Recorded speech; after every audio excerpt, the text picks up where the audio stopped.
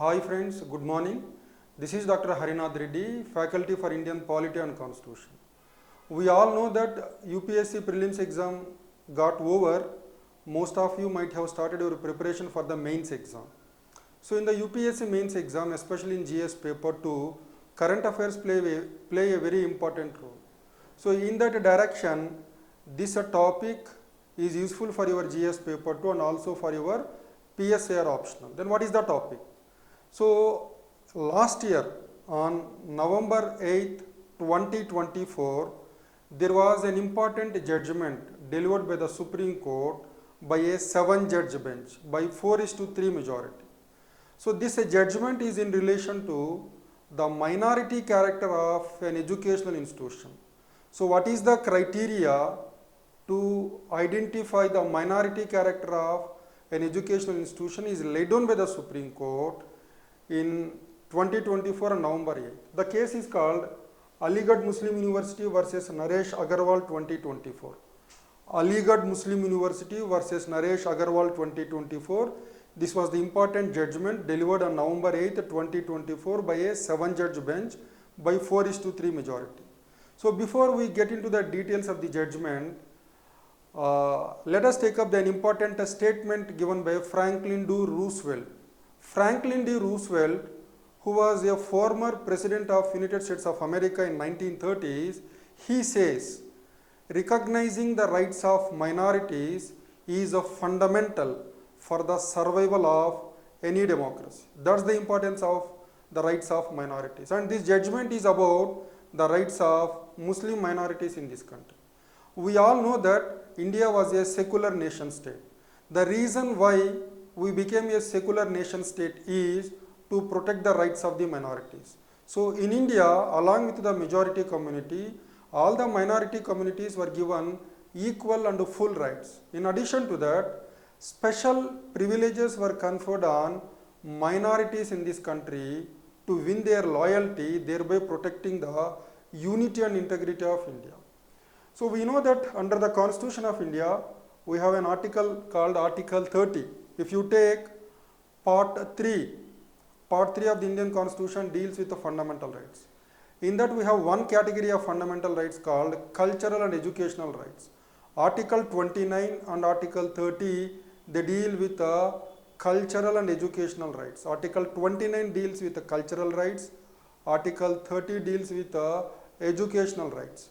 For example, if you take Article 30 Clause 1, all minorities, whether based on religion or language, shall have the right to establish and administer educational institutions of their choice.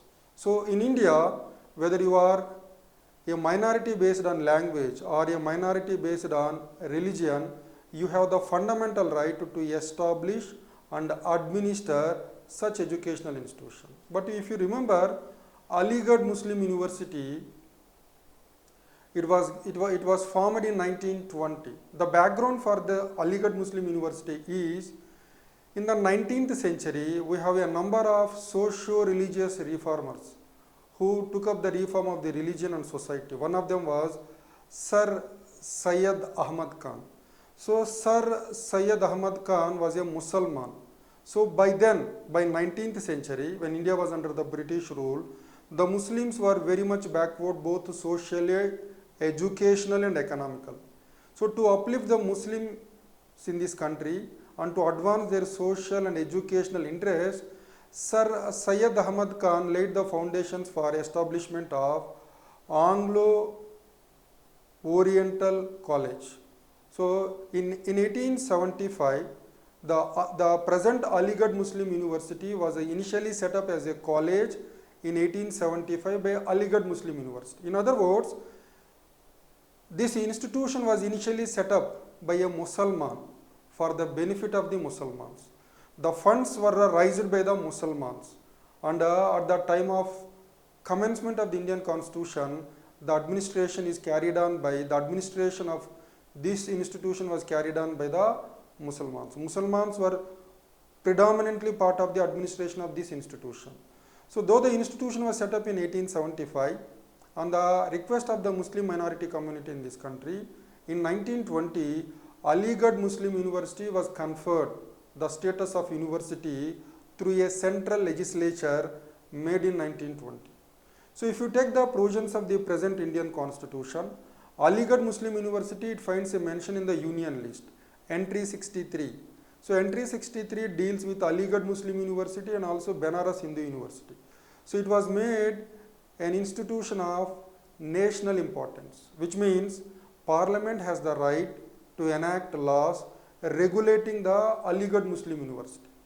So when this matter went before the Supreme Court, initially after independence, after the commencement of the Indian Constitution, Aligarh Muslim University continued as a minority educational institution. But in course of time, there were changes in the way the institution is run. At the commencement of the Indian Constitution, in the administration of the Aligarh Muslim University, the Muslims were the majority community. Muslims formed the majority in the administration. But in course of time, changes were made through laws, and now in Aligarh Muslim University, in administering that, we see a predominance of non-Muslims. So in course of time, in 1967, in one of the important judgments, Aziz Basha versus Union of India 1967, the Supreme Court said Aligarh Muslim University is not a minority institution. Later on in 1981, the concerned law relating to Aligarh Muslim University was amended by the Indian Parliament, conferring the minority character on Aligarh Muslim University. In 2005, the Union government has issued a notification allowing 50% reservations to the minorities in Aligarh Muslim University. So in the postgraduate medical admissions, 50% of the seats were allotted to Muslims because on the basis of the notification issued by Government of India. So this was a challenge before the Allahabad High Court, and then the Allahabad High Court has struck down this quota of 50% in the postgraduate seats in the medical college. And Allahabad High Court has relied on the judgment of the Supreme Court given by a 5-judge bench in Aziz Basha versus Union of India. So in other words, the decision given by the Allahabad High Court was a challenge before the Supreme Court. In this case, Aligarh Muslim University versus Naresh Agarwal 2024. And this, I said this was a judgment by 7-judge bench by 4:3 majority. So what is the need to have a 7-judge bench? The reason is Aziz Basha case was decided by a 5-judge bench. If you want to overrule the judgment of the Supreme Court in Aziz Basha case, you need a bigger bench. Then what is the judgment in Aziz Basha case? In Aziz Basha case, the Supreme Court said Aligarh Muslim University was not a minority educational institution. So this judgment was overturned, it was reversed in this case, Aligarh Muslim University versus Naresh Agarwal 2024. Then what the Supreme Court has said? The Supreme Court has said, if you want to determine the minority character of an educational institution, you need to look into the following criteria. In other words, the Supreme Court has laid down several criteria to determine the minority character of an educational institution. So what is this criteria? The Supreme Court said, if you want to determine an educational institution as a minority educational institution, it must be set up by a minority. It must be predominantly meant for serving the interests of the minority. The funds should have been raised by the minorities. Land should have been bought and acquired by the minorities. So these are the criteria which are laid down by the Supreme Court. And by saying so, the Supreme Court also said, in a minority educational institution, merely because non-minority students are also present, non-minorities dominated the administration structure, doesn't mean that it was not a minority educational institution. So the Supreme Court said, at the commencement of the Indian Constitution, the Aligarh Muslim University was predominantly administered by Muslim community, and this was an institution which was established before the commencement of the Indian Constitution.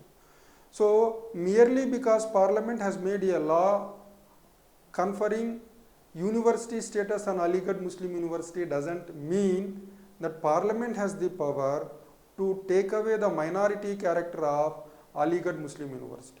In other words, the Supreme Court did not finally determine whether Aligarh Muslim University was a minority educational institution or not. The Supreme Court has given the criteria for identifying the minority character of an educational institution.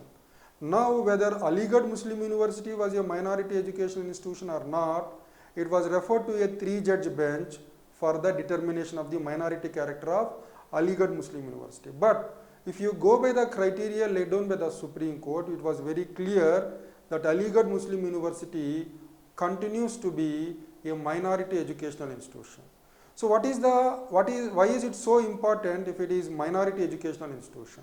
If it is not a minority educational institution, then the policy of reservation towards SCs, STs and OBCs need to be implemented in the non-minority educational institution. If it has the character of a minority educational institution, the reservations for SCs and STs and OBCs are not allowed in the minority educational institutions. So this is a very, very important judgment in the direction of promoting and protecting the rights of minorities in this country. And a question, you can expect a question probably in the upcoming mains exam related to the rights of minorities. And you can make use of this statement of Franklin D. Roosevelt. So Franklin D. Roosevelt says the recognition of minority rights is a fundamental to the survival of any democracy